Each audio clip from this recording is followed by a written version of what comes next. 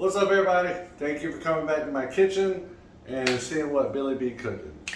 Today we are doing an old classic. We're doing a steak Diane. So people were amazed by it. It's a delicious dish. It looks like there's a lot of ingredients, but you know Billy. I like to use 1-2 pans at the most, throw everything in, get it all combined. And what we're going to do today is something special. I've been waiting on this. I'm doing it with a filet mignon. I've never had filet mignon in my life, mainly because I'm a ribeye guy. I love a ribeye steak, and the way I cook a ribeye, I have perfected it for me. And so you see all my ingredients here? See all my ingredients here? I'll get into those as we get to them. First, let me get these Brussels sprouts in the oven. So what I've done, let me show you how I prepared the Brussels sprouts. All right, you just take a Brussels sprout, and I've washed them so they're clean. And then you see that hard little end on it? You want to, it is hard and dry. It's been sitting out. So you just want to cut that off, right? Just cut the end of it off, just to make it fresh again. Don't cut too much into the leaf. Just cut that end off. Then, if you see dark outer leaves on it, peel them off. If they're not dark, if they're bright green, you can leave them on. See, I just found one. Everything else looks beautiful. See that? And that's perfect. And then just cut that in half.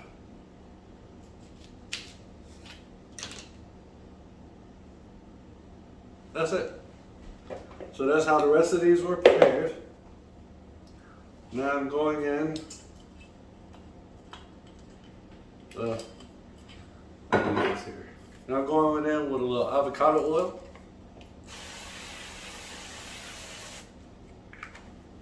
And then season it up. Went in with, I got some Himalayan sea salt. And I got some cracked black pepper.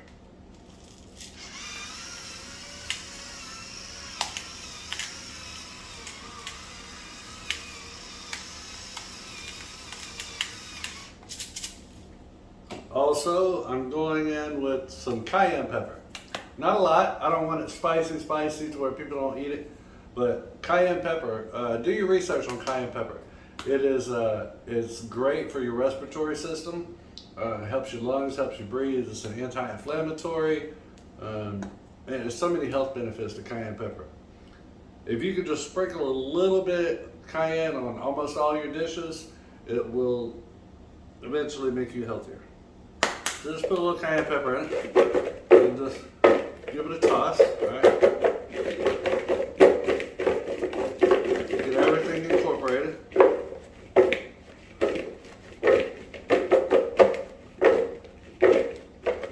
And after you do that, excuse me, sir, I'll be with y'all in just a moment. You want to go ahead and boil your pan liberally.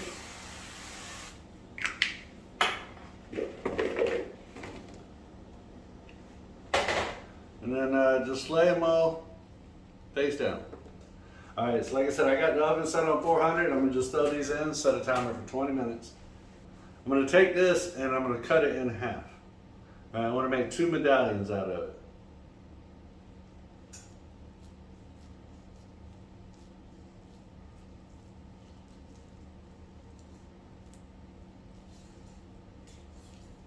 Beautiful. Oh, there's that silver skin.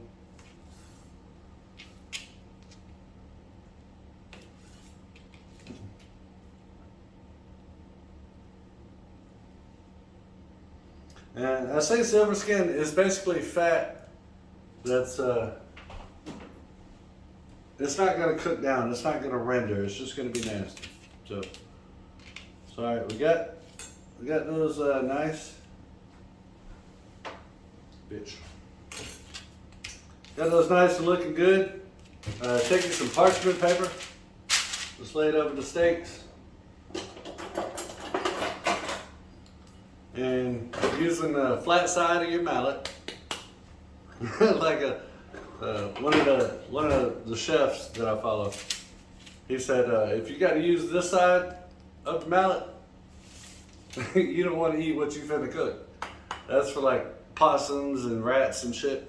So use the flat side of the mallet and just kind of lightly pound them down. Filet Mignon is super soft, super tender, so it ain't gonna take much, but you just want to pound it down to where it's about 3/4 of an inch or so. And you'll see why in a moment. And it's also gonna spread the meat out, make it look like you got bigger pieces. Look at that. Ta-da! See the difference? All right, now we're gonna liberally,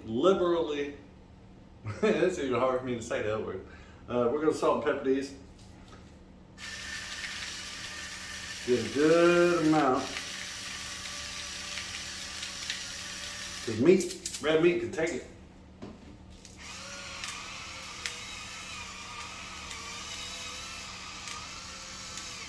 Salt, pepper, and got some garlic. Brand new garlic. That's one thing about me. I always, whenever I'm cooking steaks, you always see me use salt, pepper, garlic. I always season both sides of your meat. And if my steak was like an inch thick or bigger, you want to season the sides too. But these, like I said, 1/2 inch, 3/4 of an inch. You don't worry about the sides. As long as you get the tops and bottoms really good, you should be perfect.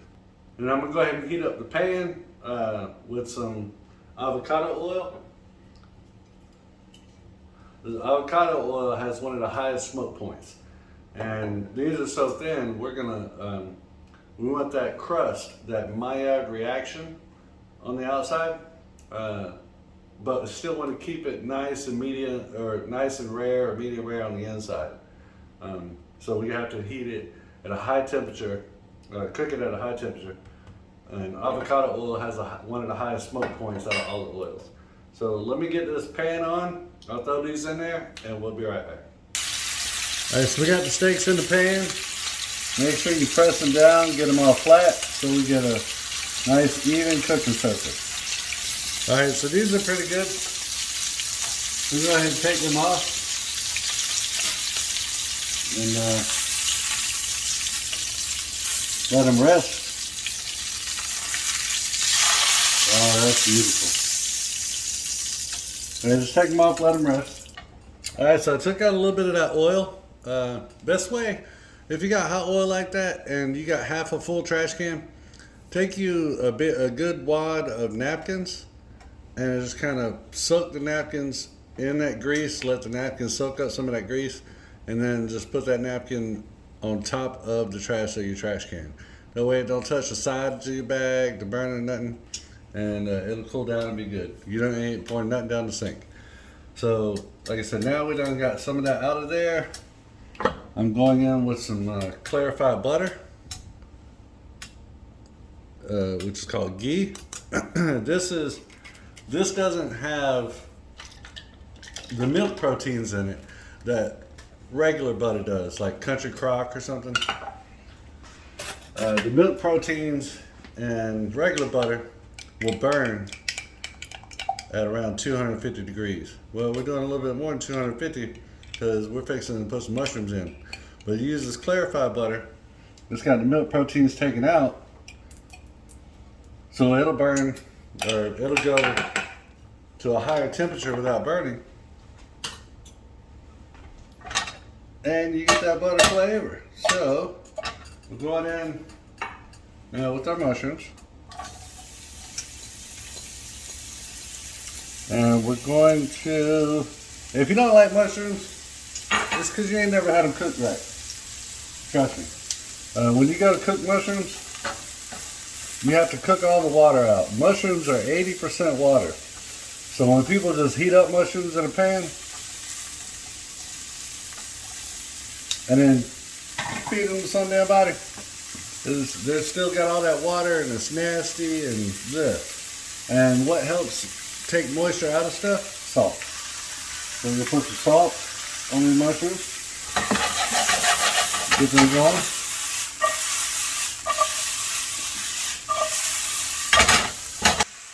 All right, we're back.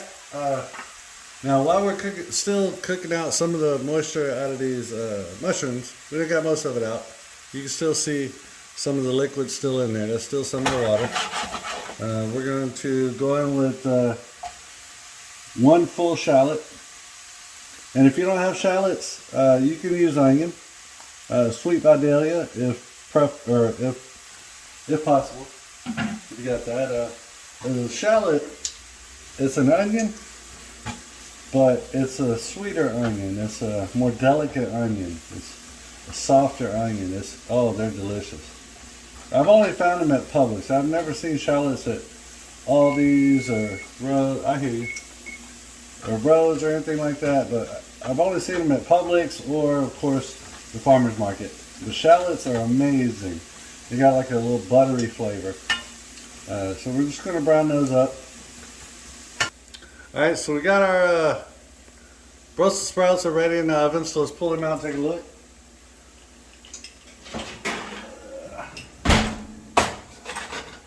Oh man, look at those, look at those. Now I'm going in with some garlic. Right. And I found this cool little contraption at the flea market. I don't know if I showed y'all yet, but they say it looks like this. You put your garlic clove in there. It's got this lid. You put that lid on, and you just run it back and forth. And it minces up the garlic for you. Got the garlic in there and wait about 30 seconds, you can start to smell that garlic. Once you smell that garlic, then it's time for some liquid so you don't burn your garlic. Now I'm going with a little Worcestershire sauce.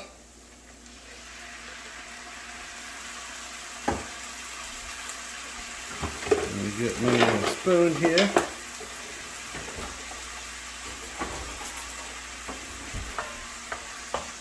Get some Worcestershire in there.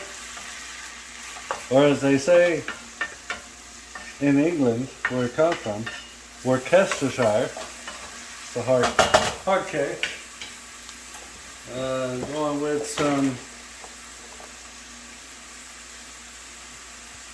some beef stock.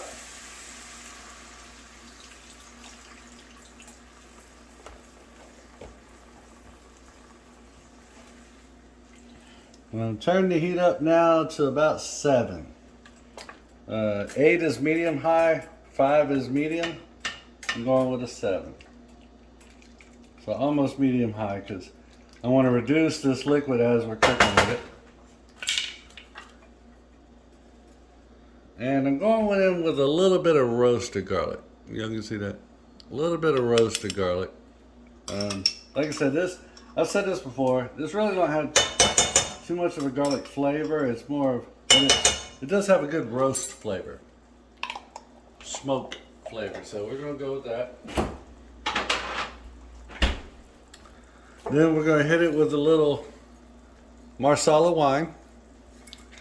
And if you don't have Marsala, you can use a port wine.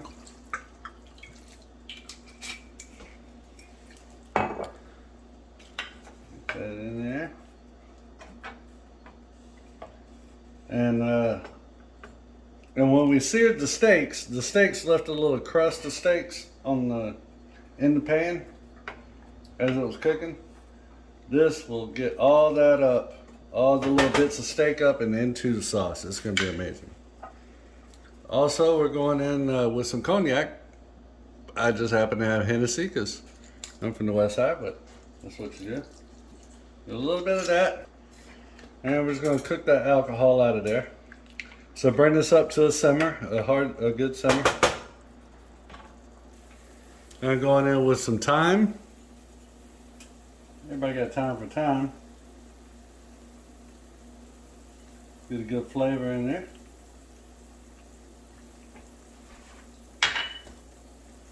Also, we're going to hit this with some tomato paste. Tomato paste sounds crazy, but the beef stock that I used was a store-bought beef stock. It's not a homemade beef stock.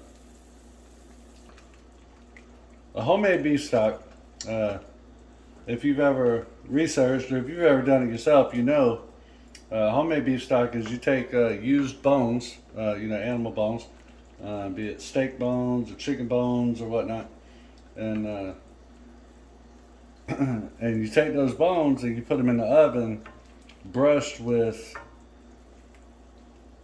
tomato paste on them, and that tomato paste gives your stock a deeper flavor.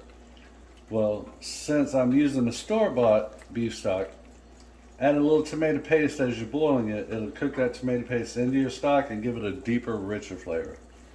Trust me on this. This smells delicious. Oh my goodness. We're going to do some heavy cream.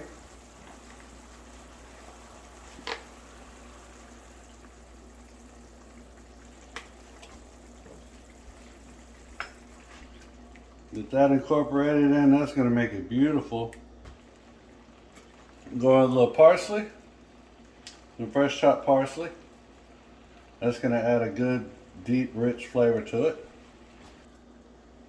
Alright, so I turned the sauce down. What we're going to do now is we're going to add about a tablespoon and a half of Dijon mustard. That's going to give it a little tang and a little zip to it. Oh man, this is smelling delicious. Alright, now I know y'all was asking about the Brussels sprouts, what I'm doing with them, letting them cool over here. What I'm going to do now is we're going to gather them up. Let's see here. Let's get everybody in the same area. I'm going to hit my broiler on high, right? Hit the broiler. Now, I've got some melted, unsalted butter here. And just hit these with a little butter.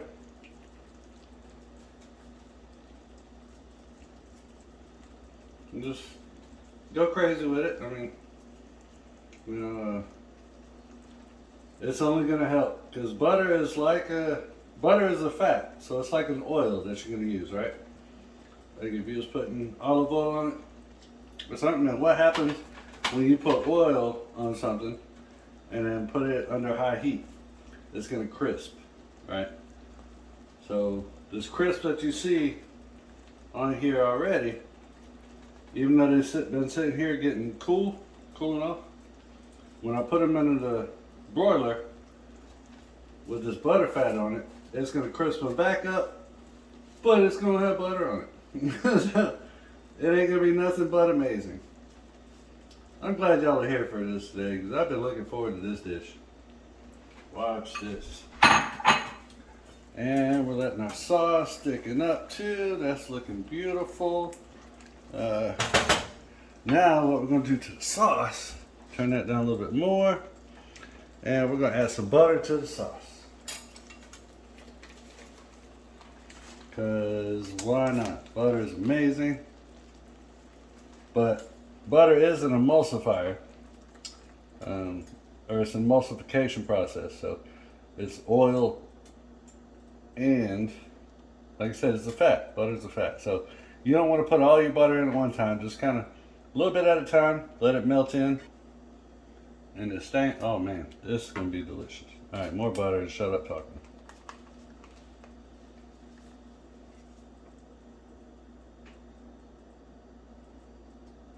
Steak Diane, everybody. I've never met a girl and dated a girl named Diane, but if she was to eat this right here, I'm sure she'd put a ring on my finger.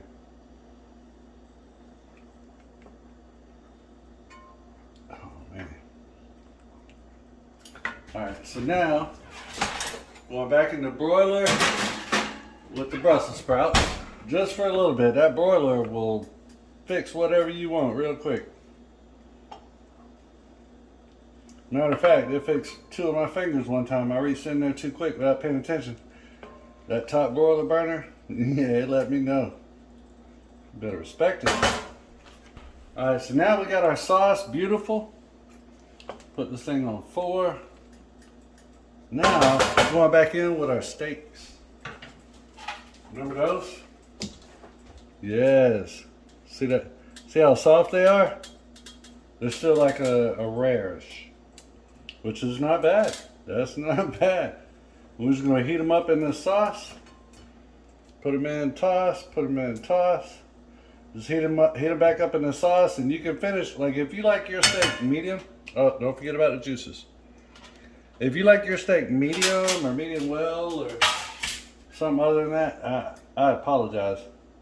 Because medium rare is the way to go. But you can cook them in the sauce until you get to the desired temperature of the steak you want. All right. Let's see what them Brussels sprouts look like.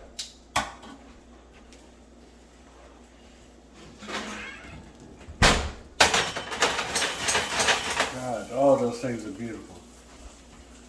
You hear that sizzle? That's what I'm talking about right there. Right there. So we're gonna let the Brussels sprouts cool for a little bit. The steak is, we're good with that. So we're gonna take that off of the heat. And we're gonna go ahead and plate up. I'll see y'all in just a bit. And in this beautiful moment, we're gonna get some of this wonderful sauce. Spread over our beautiful steaks.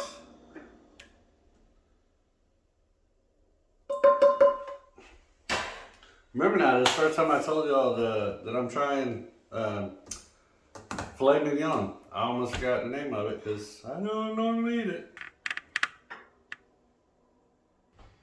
Alright, beautiful steak, Diane. And my first Filet Mignon with my amazing Brussels sprouts. You have to try that recipe, it's awesome. So let's go on and cut into this steak. Everybody's wanting to see what the inside look like. You look like you cooked it a little long. Let's see here. Good Lord, this thing is soft. Ooh, y'all, you ready? Oh, look at that. Well, got some sauce in it. Got some sauce in it. But yeah, if that's any indication how soft that is. Oh man, so let's try this. Make sure you got a mushroom on there, get some sauce, some garlic, and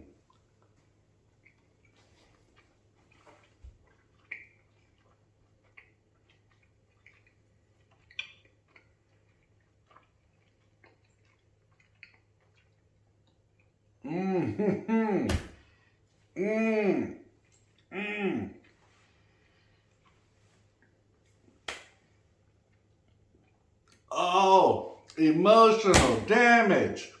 Oh my gosh. Oh my, yo, whoa.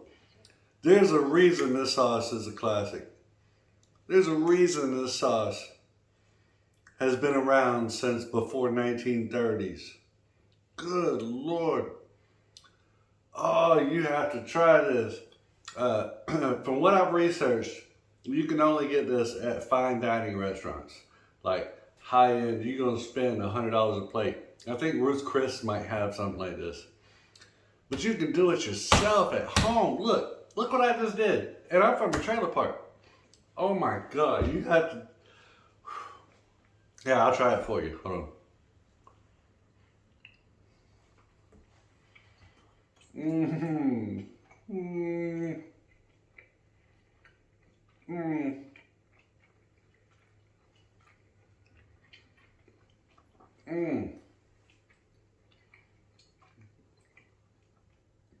Oh, that's so tender.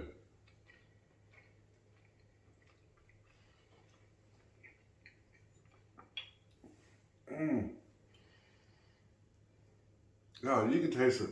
A tad bit of the Worcestershire, a little bit of the garlic, the wine.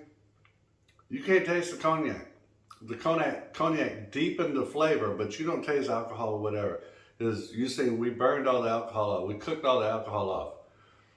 but it just gives it a deeper, richer flavor. That's so rich. Oh my gosh. The mushrooms cook perfectly. Cook all the water out of your mushrooms. You will love mushrooms way more. Oh man, God, just all them flavors, the sweet cream, the butter, the shallots. You can taste a little bit of the onion flavor in the shallots. Just in this sauce, all those flavors you can taste one by one. God, dog, so I got it. And when y'all wasn't looking, I already ate a Brussels sprout after I pulled them out of the oven. They're amazing. Let me see what that's going to happen. Let me see what that's going to do in the sauce.